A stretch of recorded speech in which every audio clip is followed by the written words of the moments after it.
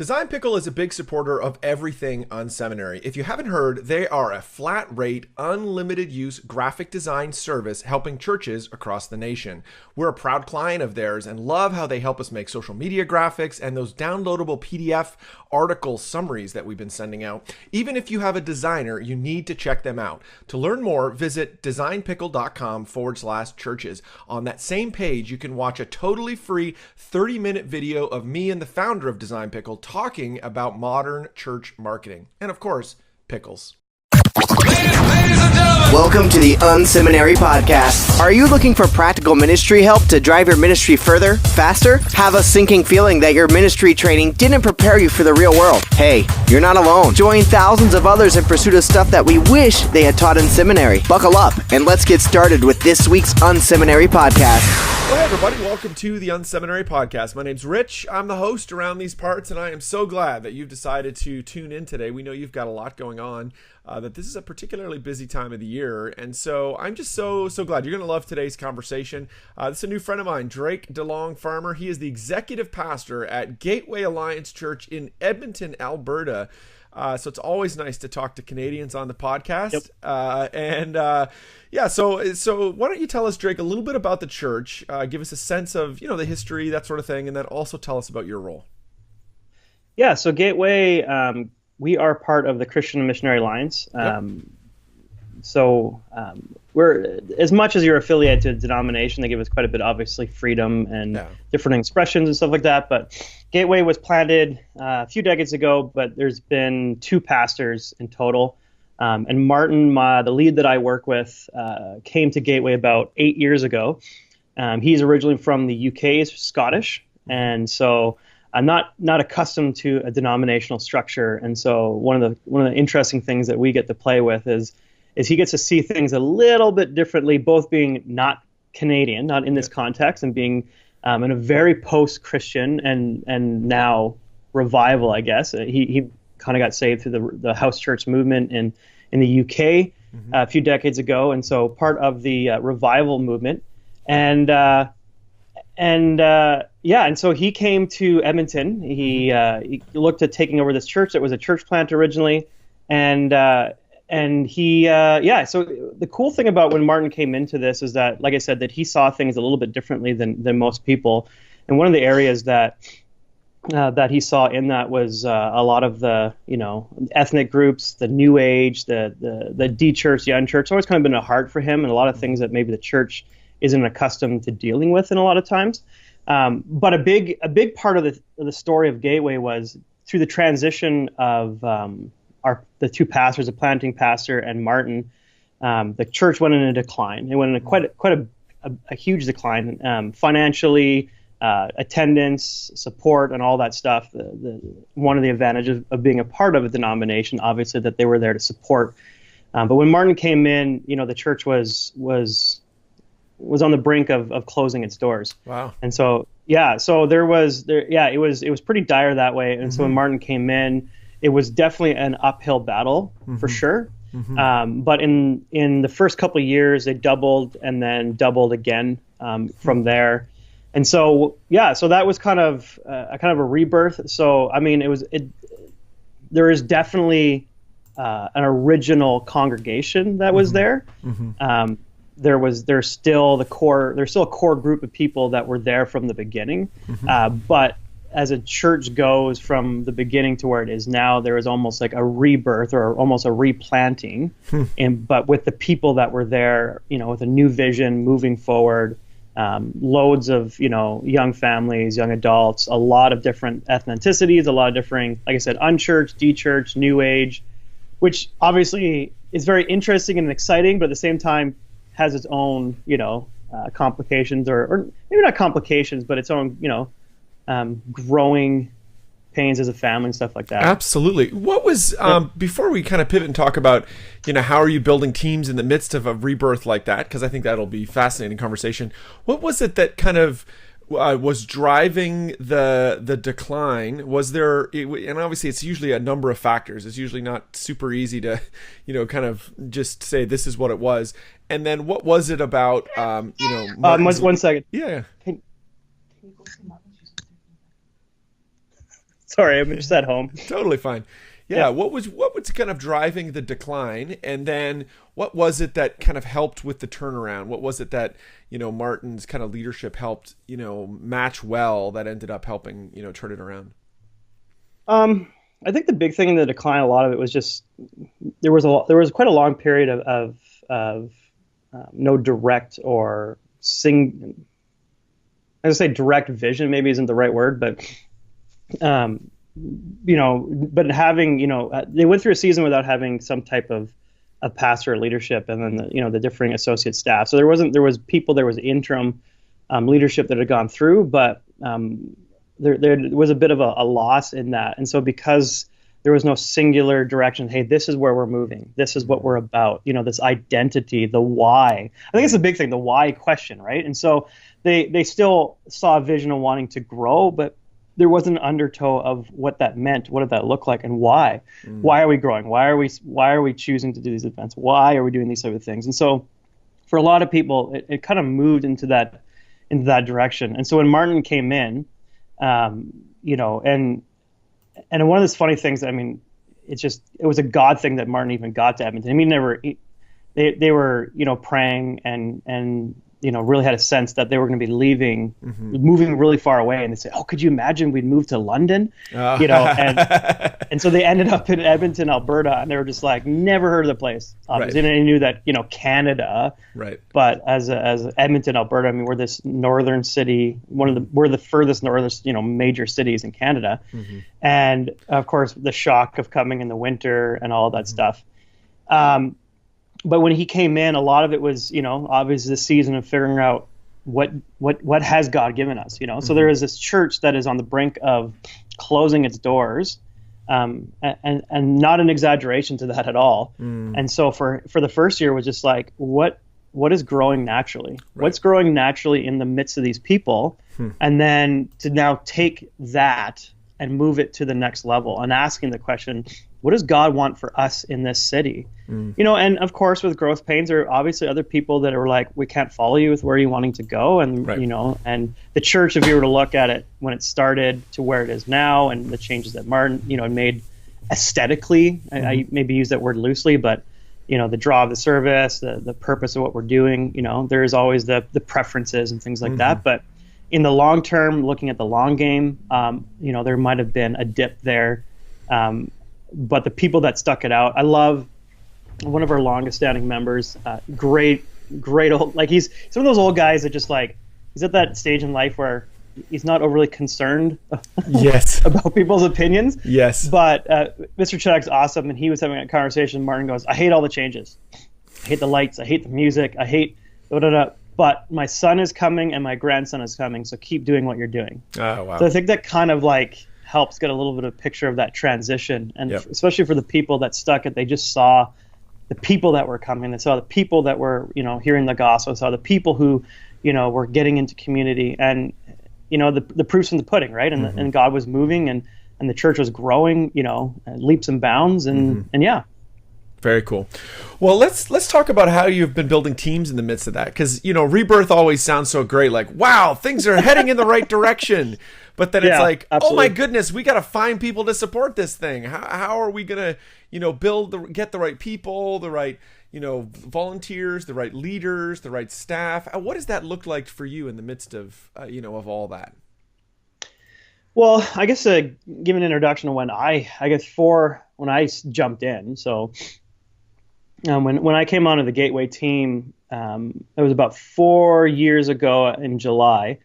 And basically, Sunday morning was really picking up the service, the feel, the foyer, all that stuff. But everything around that happened around Sunday morning. So we basically we build our ministry into the Gateway globe, and there's 3 hemispheres. So you've got Sunday morning, you've got the midweek, and then you've got community. So and community not being community groups, but community connections like our Gateway Center, our partnerships with our community league, different ministries out in the community.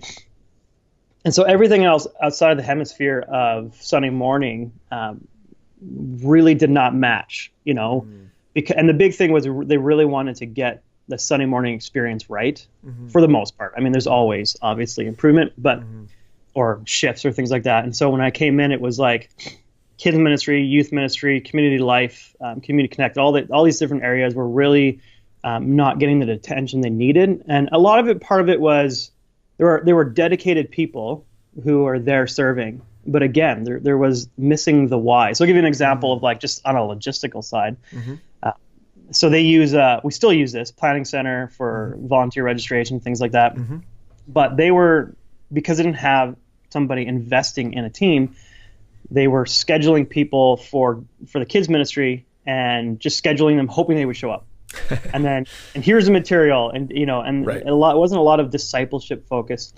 And so when I came in, it was, my official title at the time was pastor of student ministry and community life. And my joke title was pastor of lots of stuff or pastor of everything else, which is, the usual associate. But, we actually even put that on the screen the one time, pastor of lots of stuff, which actually worked out to my benefit in a lot of ways, because when I came in, everybody looked at what I was doing and they're like, you're going to kill yourself. I'm like, yeah, I will in long term. And people stepped up. They're like, what can I do to help? It was kind of an interesting byproduct to that. But so when he came in, was just looking at, okay, so what do we need to do to turn these ministries around? And the big thing, the real focus of looking at, there's obviously structures, there's obviously plans and programs and all that stuff, but the real focus was people. There's this awesome line by a guy named Paul Scanlon who says, it's not about we grow a big church. We want to grow big people. And if you grow big people, those big people will grow a big church, right? And it's about discipleship, right? So the long-term goal, the short-term to the long-term goal was all about all of our structures, all of our programs, all of our teams, everything needs to revolve around discipleship, needs to revolve around investing in people. And so that was, finding people that were gifted to be running, say, the elementary room or the preschool room, or to be building a youth team, for the community life and stuff like that. And in the beginning, I mean, I was programming everything, and of course there's a limit of what can happen when you're doing that. But as people, and you're investing in people, you saw like, hey, I see a gift in you. Would you be willing to help and come alongside with me? And to run this elementary room, or to be a key person in this ministry. And there's always a fine line with people where there's some people, if you ask too much of them, they'll quit. There's other people, if you don't ask enough of them, they'll quit. Right. And I've just come to the place where I'm just like, I say to them, there are two types of people. Right. And just, which one are you? Because like, let's, instead of us dancing around, because one of the tasks that I had to do in the first 6 months, 4 to 6 months, I don't remember what the exact, it was a long time ago, but I recruited like 60 people or 60 to 80 people in like 4 to 6 months. And it was just in praying and looking, but I'm out there on Sunday morning looking at people going, all right, God, who do you want me to go up and ask? And I would just say to them, hey, if you could serve God with your passions and gifts, what would that look like? And for me, the big thing was, because sometimes it might have been outside of this ministry sphere, which actually happened. There was one guy we chatted with, and I said, I'd love to serve God with my passion of real estate. We were in the place of needing to figure out some land stuff and paving our parking lot. The board was working on that. I said, hey, you know what? This is what's going on. Let me get you in touch with the board. And then he actually ended up on the board. That's very cool. But a lot for me was like, I'm overseeing all of these areas. I'm not struggling with, I want this person for my ministry, because they were all my, so just like, where do you want to fit? Right, totally. So there was huge advantages in that. And of course that mentality, that philosophy has carried through even the people that have taken over.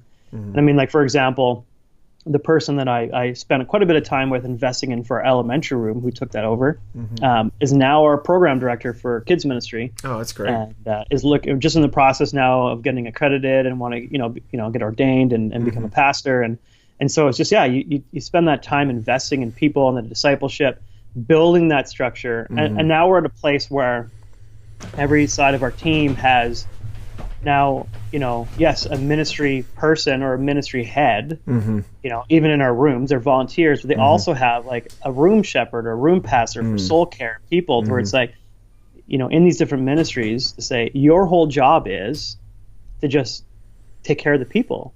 So you look at the team leads in that room, then say to them, how are you doing? Right. Now, most of these people, if not most all of them, also have experience in the ministry area they are. So if that does come up, I'm really, really what I'm struggling is this, and it has to do with the program, whatever. They can help them walk through that, but primarily it's, how are you doing? How are you satisfied? Where's your passion? Because if you're satisfied and fulfilled in what you're doing, then the results will follow, right? Definitely.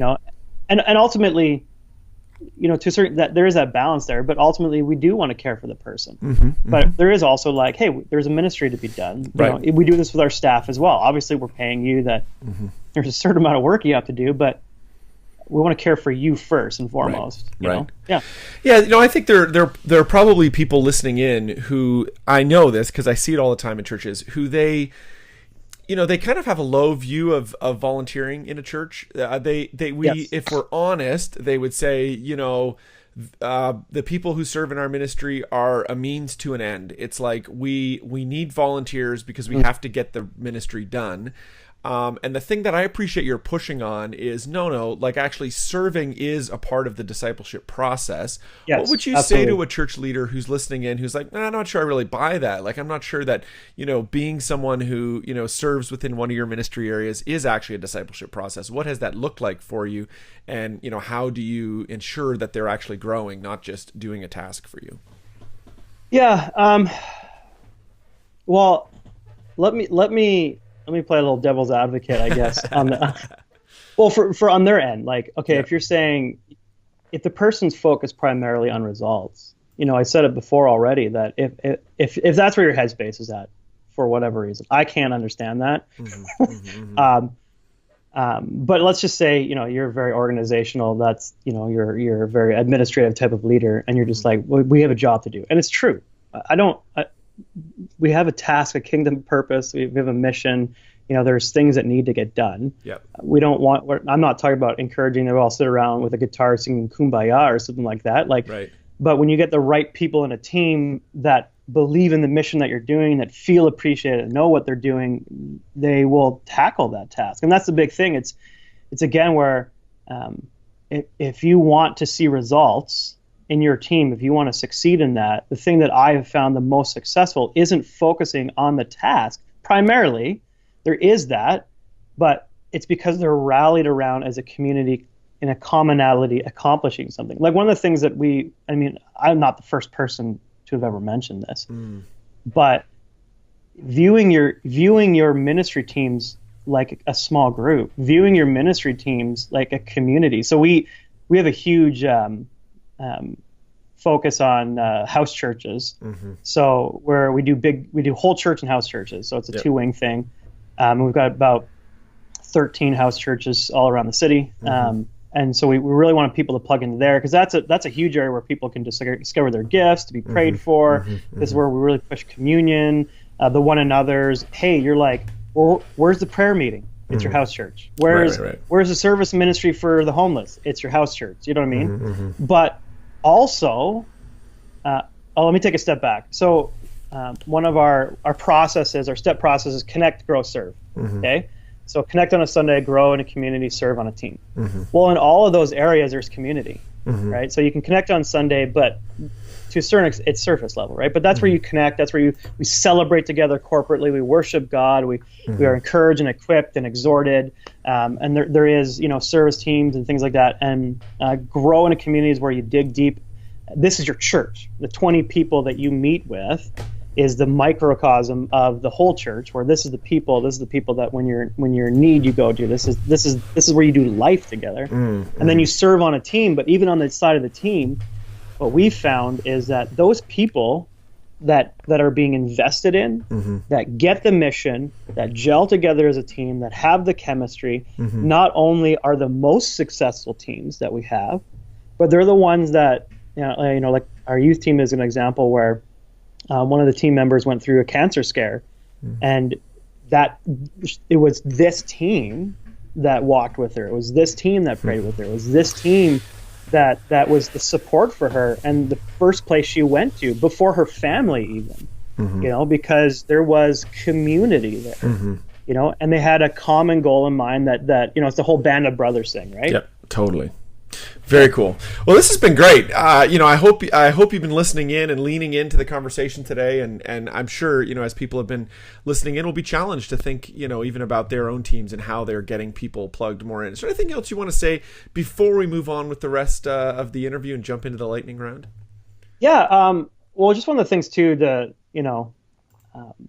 like I said, I think I said this before the interview or before we started the interview, was just the fact that we're going through transition and stuff, and I mentioned at the beginning of the interview, being the pastor, student ministry, and community life, and you introduced me as the executive pastor, and I think one of the things too that for people to understand, at least in my philosophy, one of the things that why when we lost we didn't have an executive before, and we had an operations manager, and I kind of played the other side of the role. So my operation manager and myself kind of played the two sides of an executive.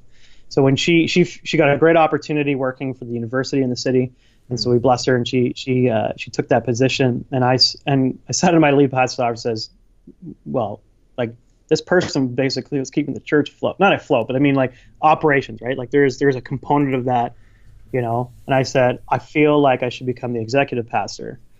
And of course, at first he was like, are you sure? Nope. Like nobody wants to become the executive, the vision guy, right? Nobody wants to become the executive pastor. And what I really just said was like, the reason that I drew to it was because I really wanted to continue to see a focus of discipleship.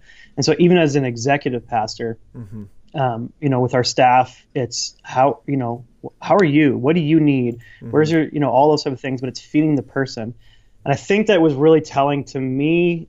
You've had Greg Atkinson on a couple times. And so I was talking with Greg because he's kind of taken on the executive role at xpastors.com with, pastor burnout and stuff. And so I was chatting with him and helping him with some stuff behind the scenes and just sharing my heart as an executive pastor. And he said, Drake, if I had an executive pastor like you, I would have never become an ex-pastor. And it was telling to me to remind me of the importance of this focus, that especially with pastoral burnout, with, if you're always looking at why can we never find people to volunteer? Maybe you need to shift your focus into that person first and foremost. So I moved into that role. Like obviously, I'm a problem solver. I'm a puzzle piece guy. I love the structures, things like that. But my role is like, I don't want you to know that there's a structure there. It needs to serve you. Vision and ministry and people come first, and the structure is there to support. So, just as a side note of why I love going in every week and doing that and working with people and we're going through budget processes, and I'm figuring out like, oh man, if we move this around and we can cut this and we can build up the ministry department, and so I love doing that and all the stuff that people hate, but it's because I can see how it equips. And again, it all goes back to discipleship, and I'm the guy that walks around the office and goes, hey, 12 o'clock, are you stopping for lunch? And I, gather the people at the table and say, let's do lunch together, because it's got to start there, in my opinion. This is the unSeminary podcast. Stuff you wish they taught in seminary. Well, we're going to jump into the lightning round, that part of the episode where we ask similar questions of everybody that's on the show. It's been so good today to have Pastor Drake from Gateway Alliance Church. Drake, what is an online resource you're using these days that's helping you out? It's funny, when I looked at this question, I was like, oh yeah, the Evernote and the Google Apps, whatever. But I was thinking about in the last couple of weeks that there are two really things that we use right now that's huge, especially in the conversation we're having. The second one more in the conversation. The one is, I think somebody else, it was actually Carrie Newhoff that mentioned it in an interview, but it's Dialpad. So we've gotten rid of all of our physical handsets on our desks and moved towards a new thing that connects with our cell phone and stuff. So it really helps people have the freedom to be where they need to be. Though it is also a discipleship thing, because I have to help people go, when you're not working, make sure it's not on. Do not answer it. Right. We have all the safety guards in place, but again, it's still for them to figure out. And the other one I would say, it's a friend of mine has developed a new app called Whole Metrics, HOL Metrics, one word. So it's an app on spiritual vitality. So your physical, mental, spiritual. So they just do a questionnaire. They have, people that they can connect with for coaching and helping through that stuff. But the idea for how I use with my staff is I'm the email that the reports get sent to as their supervisor.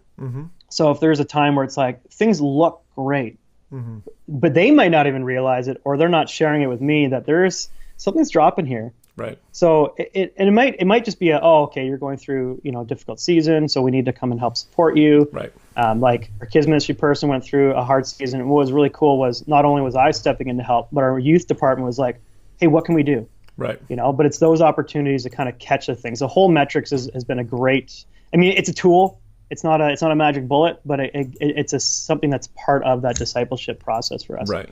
Very cool. That's great. What is a book you've read in the last, maybe 6 months to a year that's had an influence on your thinking? Yeah.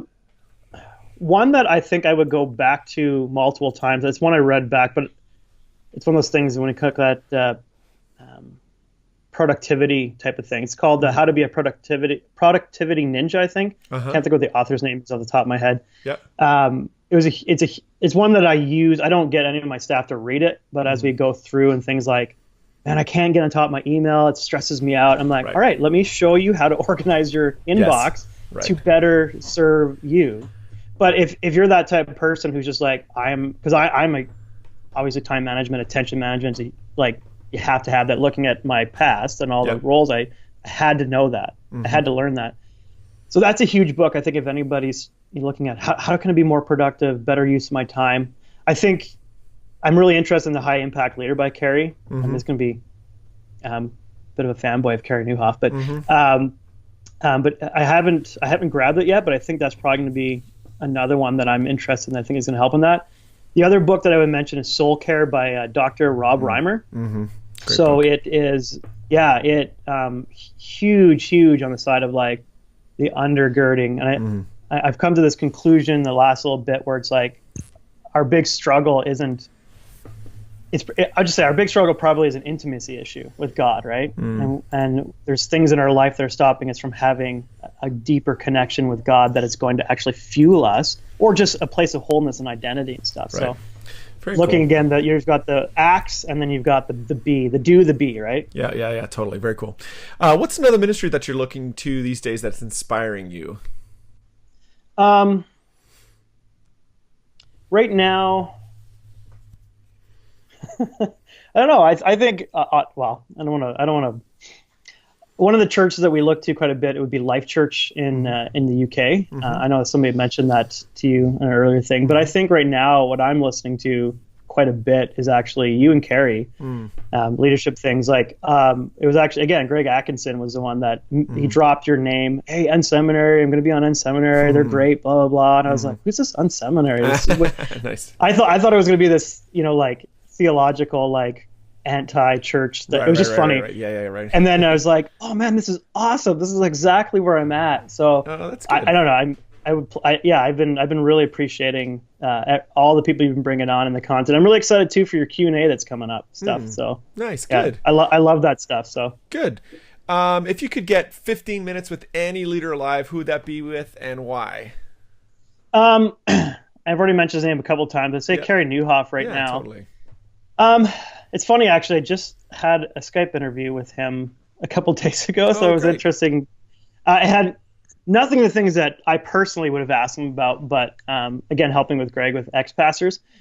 But the reason why I picked Carey, I think a lot of people you'd imagine like Winston Churchill or like Annie Stanley or Bill Hybels, but I'm really a big fan proponent of who are the people that are similar in your context that are a few steps ahead of you. And when I look at where Carey's at and connects his church, and there's a lot of similarities, or in philosophy at least, obviously, that I feel like there's some things that I would love to be able to like, hey, how did you how did you maneuver into this? Because we're now going in a similar path. Like, what were the things? And I think a big thing is looking at that leader who's a few steps ahead of you, or maybe obviously Carey's here's an awesome, leadership guy. Totally. Absolutely. But yeah, and that'd be my thing. It's just looking at we're both Canadians, similar context, but also some similarities. I'd love to pick his brain for sure. That's very cool. Well, I'm sure leading your role takes a lot out of you. It's a lot of work. What do you do for fun? What do you do when someone says to you, "Hey, you need to take some downtime"? What is it you do just to relax? Relax. A big thing is playing Lego with my boys. Nice. They're in the Lego or they're both very, very active. So they love to wrestle. They love we moved we have a little trampoline, we moved into our garage. So we jump on that. I to stay active, but it's more of a pleasure thing, but it's soccer or football for any non-American people, I guess, non-North American. Nice. Yeah. Yeah, for me that's just huge because when I'm out there on the field, I don't think about I'm the type of guy that thinks about 24 different things all at the same time, all the time. Right. So I'm on the field, all I'm thinking about is that ball. Right. And another one that's huge for therapeutic is cooking. Nice. I used to be when I was in the marketplace and sales and retail. I did a time in the kitchens as a cook. Nice. And very cool. So I hated working in the math side of things, but I still love cooking for my family. It's very therapeutic. It kind of shuts things out, and I can focus on creating something, I guess. Yeah. Very cool. Well, Rick, I appreciate you being on the show today. If people want to get in touch with you or with the church, what's the best way for them to do that? Church, I'm a little embarrassed in this because we're redoing our website, so forgive us. Everybody's always redoing their website. Well, our website is not mobile friendly right now, and that's my big, this is way overdue. But it's gateway.ac. Yep. And the AC is for Alliance Church. A lot of people, it's not CA, it's not the Canadian tag, but gateway.ac. Yep. And for myself, just Drake DeLong Farmer. Yep. I know it's a long one, .com. I'm pretty sure it'll probably be in the show notes or whatever. And then all of my social links and the projects we're working on is on there. That's great. I appreciate you being on the show today. Thanks so much for your time. Thanks, Rich. Thank you for tuning in to this week's unSeminary podcast. Don't be shy. We'd love to connect. Check out unSeminary Inbox. You can sign up at unSeminary.com and we'll send you helpful training resources every week. Plus, you'll gain immediate access to our exclusive members area with tons of resources you can use. Connect with Rich on Twitter @RichBirch or through email rich@unseminary.com. Don't forget to check out the show notes for this episode at unseminary.com. It includes links to what we talked about today and more. Leave a comment. We'd love to hear from you. Did you enjoy today's episode? Drop by iTunes and leave a review. Thanks again for tuning in to this week's unSeminary podcast. Join us next week when we'll learn more stuff we wish they taught in seminary.